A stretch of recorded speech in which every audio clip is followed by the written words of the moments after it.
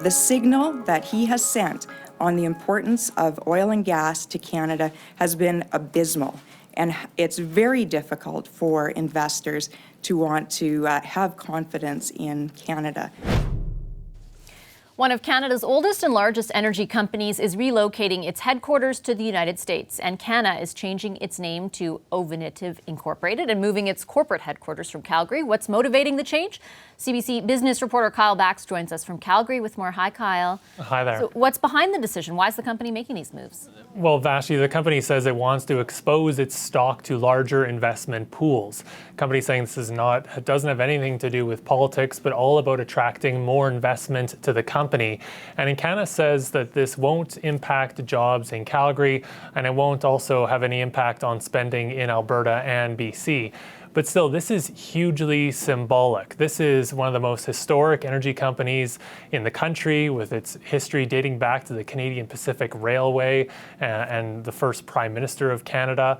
And this is also just an important development at this time right now. So it stings for Calgary, which is trying to have companies relocate their headquarters to the city, not the opposite. The city has, a downtown vacancy rate for office towers of more than 20%, and it's been that way for several years.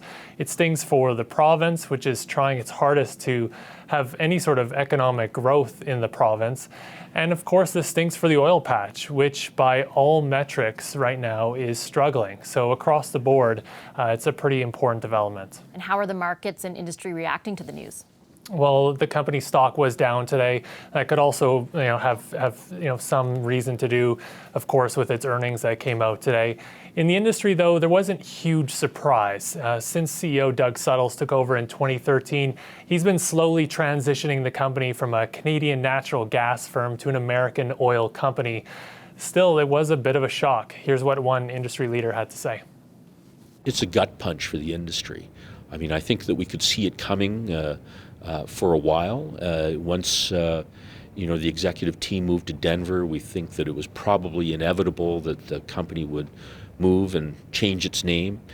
We've seen similar things with companies like the former TransCanada, now TC Energy. They were doing more projects in the United States and Mexico than they were doing in Canada. And Vashti, we've already had many companies that are moving a lot of equipment and crews to the United States. And a lot of people are wondering if this move will lead other companies to change their address as well. All right, thanks, Kyle. The CBC's Kyle Bax for us in Calgary. So what does Encana's decision say about the future of Canada's resource sector? Earlier this afternoon, I spoke with Jason Nixon. He's Alberta's Minister of Environment and Parks, as well as Government House Leader. I asked him about Encana and also about the Alberta government's new industrial carbon tax for heavy emitters. Here's that conversation. Hi, Minister Nixon. Nice to see you. Thank you for making time for us. Hi, thanks for having me on. Before I ask you, Minister, about the carbon tax announcement, I want to first ask you about Encana moving its headquarters to the U.S. Was your government given any kind of heads up that would happen? Well, look, we're disappointed to see Encana moving to the U.S. These are the things that we've been talking about when we were in opposition and in the lead up to our campaign to become government, and why we, there's a level of urgency in the province of Alberta because at the end of the day, the policies that the federal government are pursuing, we think, are causing trouble for our largest industries. And this move is just another example of that. So it's not something that we saw coming, certainly, but specifically for that move. But it's something that we're very disappointed in, and really, I just want to emphasize again, shows the level of urgency in our province and why we're working so hard to be able to express to the rest of Canada how important it is to be able to get our products to market. I know your party also spoke during the campaign about the reasons that you were proposing to reduce the corporate tax rate, the provincial portion of the corporate tax rate, and one of them was, stopping or putting a stop at least to the bleeding of investment from Alberta and from the oil patch. Is today's decision evidence that perhaps that corporate tax rate cut is not going to work? No, I don't think today's decision is evidence that the job-creating tax cut isn't going to work. I mean, it's a disappointing decision, but there's been some positive announcements recently. We had a major announcement by TELUS making a big, significant investment inside our province and moving many jobs to this province. We're confident that the job creator tax cut's going to work, but it's only one component of the Get Alberta Back to Work strategy. At the end of the day, the biggest issue that we have in this province is we have to be able to get a pipeline built. We're going to continue to call on the Trudeau Liberals and the federal government to follow through on their commitment to build TMX. And then we're going to continue to create some of the best tax policies and regulatory environment that will help the province succeed. Is this just about getting a pipeline built, though? There are a number of decisions that Encana, or reasons that Encana has discussed falling Alberta natural gas prices, the rise of American shale, greater access to capital in the U.S. than in Canada. Is this all about getting, I guess, the policies that you're referring to, or is there kind of more to the story? Well, look, there is more to the story. There's some things that we need to do inside our province to be able to help with some of those issues, and we're taking steps on that. Our cabinet and our government took steps to help with tax issues with dry gas producers in this province. But lots of the issues that we're facing are around pipeline or federal regulatory issues. TMX is a major issue. Getting pipelines built in every direction is a major issue, but I would also submit some of the biggest things that we're seeing as far as holding up investment are stuff like Bill C-69, which is the No More Pipelines law. We hear from investors on a daily basis that this type of regulation, this type of legislation for the federal government is not making Alberta an attractive place to invest, and capital is fleeing our province because of that. And again, this is why you see Alberta continue to call on the federal government to work with us, because things are not working in Alberta, and a lot of it has to do with the regulations that are being put upon us by the Prime Minister. The federal government made the argument with Bill C-69 that in fact it would create more certainty. Do you have any evidence beyond the anecdotes that you're hearing that because of that legislation, certain capital flight has left, or certain capital has fled, rather? Well, look, what I can tell you is almost every outside investor that I meet with, every corporation that I talk to raises Bill C-69 with me and the concerns that they don't think that they can get anything built, quite frankly, inside this country with this type of regulation. So, that's the evidence that we're working off of. When we talk to people that we are trying to attract to invest inside the province of Alberta, to invest inside our industries, they automatically bring up Bill C-69 with us and the concern around that. Now, there are other issues certainly within the regulatory environment and a pipeline. If we can't get a pipeline built in this country, people aren't overly excited to come invest inside the province of Alberta or inside Canada. But Bill 69, without a doubt, the people we talk to are making clear is having a significant impact on investment not coming to this province. The policies that the federal government are pursuing, we think, are causing trouble for our largest industries, and this move is just another example of that. So it's not something that we saw coming, certainly, but specifically for that move. But it's something that we're very disappointed in, and really, I just want to emphasize again, shows the level of urgency in our province and why we're working so hard to be able to express to the rest of Canada how important it is to be able to get our products to market. That was Alberta's Environment Minister Jason Nixon reacting to news that Canadian energy company Encana is rebranding and shifting its headquarters to the U.S. Nixon is pointing the finger squarely at the federal government, as is Alberta Premier Jason Kenney, who today made more demands of Prime Minister Justin Trudeau. Kenney wants a premier's meeting shortly after cabinet is sworn in, and he says Catherine McKenna should not be reappointed as Environment Minister as she is, quote, anti-oil. So what are the political implications of a Canadian company shifting south, and how far are Western premiers willing to take that kind of rhetoric? Time for the Power Panel. In Calgary, Jason Markisoff of Maclean's. Over in Toronto, Tim Murphy of Macmillan Vantage. Alongside him is Hill and Knowlton's Melissa Lanceman. And here with me in studio, Chief of Government Relations for University of Toronto and former Saskatchewan Finance Minister Andrew Thompson. And next to him, the Globe and Mail's Marika Walsh. Hi, everybody. Hi. Nice to see you. Jason, I'm going to start with you. Expand a little bit, if you can, on the reaction, first of all, in Calgary to this decision, and also what we're hearing from provincial political leaders. I mean, there was already dread, as we've spoken about a lot over the last months and years in the energy sector, that it's hard to invest, it's hard to gain investment in this industry. Optimism is down, jobs are hard to find, and this news, while Encana says they won't cut jobs in Canada or shift investment away from Canada, at this case, when you're moving your headquarters away from Canada and you're changing your name to remove the word Canada from it, to say you want to get more investment dollars elsewhere, that's a blow to this already depressed psyche-wise city and region. So this hurts. Whether there are jobs lost immediately, this is a sting, and it's on top of so many other ones over the last months and years. So that's a huge problem. And in terms of the political the political issues, you heard Jason Nixon on this show earlier. Jason Kenney coming forth with further demands on top of what he's already been asking for on equalization, on on Trans Mountain, on Bill C-69, the pipeline regulation bill. He's just taking more and more of what he sees as leverage and increasing his list of demands, hoping he'll get that will work, and I'm not sure it will. I want to get into that sort of political discussion in a second, but Andrew, you've been the finance minister in Saskatchewan, and Encana says this isn't about the political climate, it isn't about Canada, they're going to keep these jobs, but it's clearly being read in a different way. How do you read it? Well, there's certainly some of that. I mean, there are macro factors at work. I would say that part of this, I think they're also reading is what's the investment climate look like in Alberta. When you have a premier talking openly about separation and separatism, that's not good for an investment climate. I think it's a dangerous gambit that Jason Kenney's gone on in terms of how he's actually going to continue to make the business community feel like there is stability here.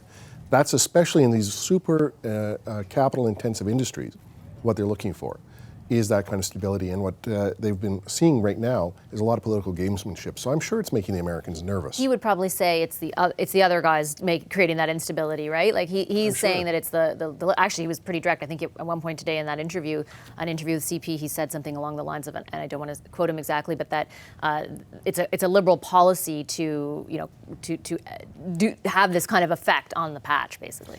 Yeah, so there are a number of things compounding here, and I don't think Jason Kenney at this point is actually being part of the solution. He is very much adding on to the problem, and that is something that he's going to have to figure out whether there's enough political benefit to keep doing, or whether in fact he needs to pull back and start really figuring out how to champion Alberta's strength in the sector, and what needs to happen to overcome the what are obviously very challenging positions being put forward with this existing parliament. Melissa, what do you think?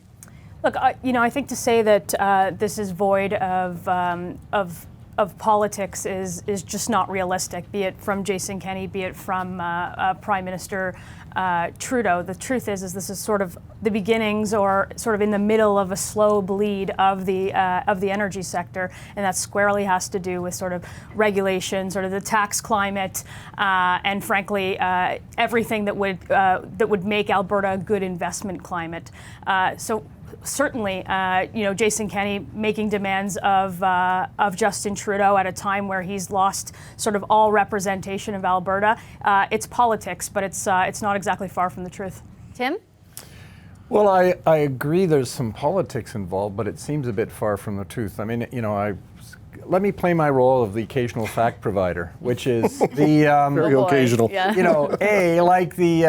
Encana's share price tracks the price of oil almost exactly. And guess what? The share price of Encana, well, it went down after it made this announcement. Before that, the share price of Encana today was almost exactly the same it was in the summer when Stephen Harper was last Prime Minister.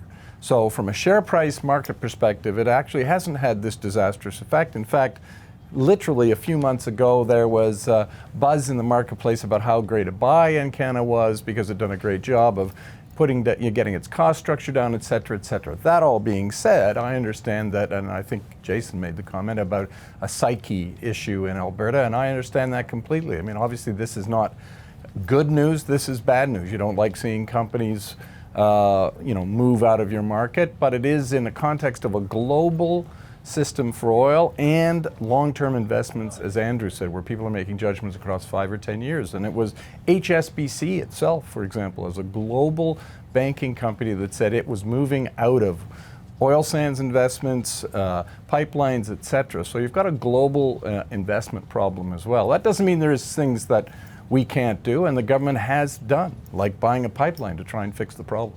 Problem is, I think at this point the pipeline isn't built.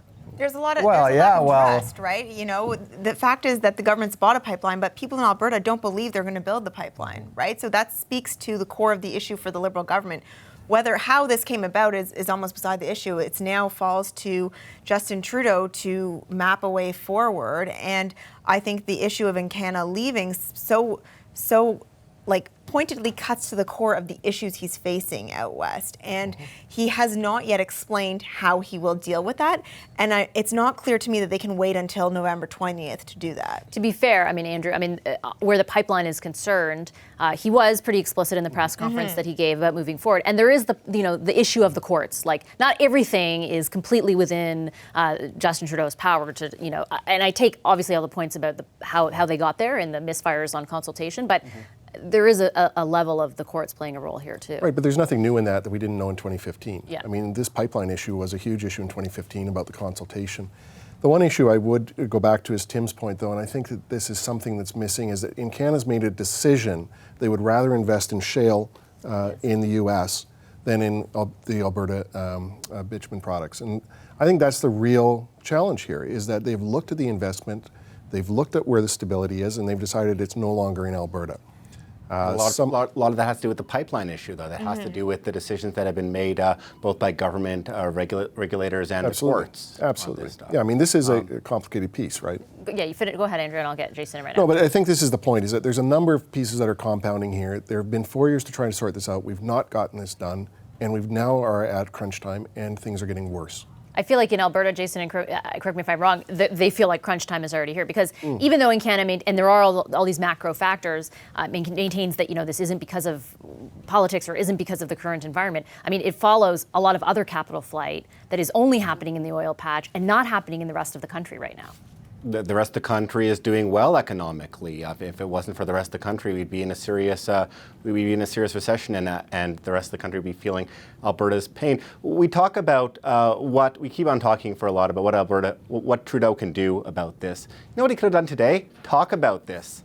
This is a very serious issue being felt very deeply by Albertans, and all we've really seen, as far as I know, from the government is a statement in writing from the emailed around from the Natural Resources Press Secretary. I know they don't have an Alberta MP right now. I know they don't have an elected Natural Resources Minister. But if Trudeau wants to make some amends, he could have done something more today. And actually, after I asked for that, I asked for a statement. That's a statement, and I'll read a little bit of it. We are aware of Encana's recent announcement. This is from a press secretary for the Ministry of Natural Resources, and we're disappointed to hear this news. Encana has been at the forefront of the Canadian oil and gas sector, and their CEO has confirmed that this will not affect the hardworking Canadians employed by the company or the investments they've made in Canada. Alberta is a key driver of Canada's economy, but we know this has been a very challenging time for the energy sector and for Alberta's economy, with 99% of our oil going to a single customer, the United States. That's exactly why we've been focused on creating the conditions to attract investment, and then it lists a number of the things that the government has done around TMX. I responded to that email and I asked for someone from the government to come on the show to talk about this, and no one was able to be made available. And we have an interview lined up with Amarjeet Sohi tomorrow, and they had, it was referred that we had that interview coming up. Of course, he's still technically the minister, but he didn't even win his seat, right? Just to Jason's point.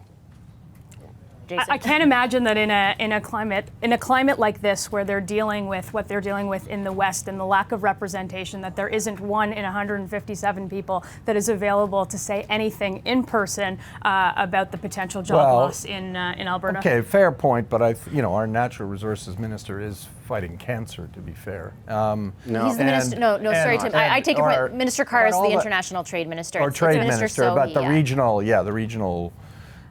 regional voice who's still in Parliament, and so he didn't win his seat. All that being said, I think the reality is, as I think people have been saying, is the solution to this is there's two solutions. Yes, there is I think an evident desire for people to hear that they understand that there's a problem and people are feeling it, and I do think that's understood. The question, I think, as Jason identified, is okay, what's the path forward? And I think the government is obviously in the throes of trying to figure that out in the context of minority parliament. Some places, it doesn't have seats, so it can't put those voices in cabinet, and it's going to have to figure that out for an answer for the long term, not just for tomorrow. But Tim, I think that this actually speaks to the power, and you'd know that having been in the Prime Minister's office. The Prime Minister has a lot of power that doesn't require having been surrounded by cabinet ministers or parliamentarians. And I think this is the big mistake that he's done here, is he's not figured out how to reach outside of the political circles to really talk to those who are driving opinion in Alberta or the West. So who would that be? Well, I think, I mean, far be it for me to give the Prime Minister advice, but I mean, if I were, I'd be saying call together some of the economic leaders of that region and start rolling up your sleeves collectively to figure out what needs to be done. And there's a lot more than just Encana there. I mean, you could get, you know, the president of WestJet, you can have the CEO of Nutrien, you can have the CEO of Cameco. There's a huge number of business leaders out there who have ideas about what needs to be done right now to stabilize that investment climate and to get new growth. And they have no way in. The gatekeeper on it right now is Jason Kenney.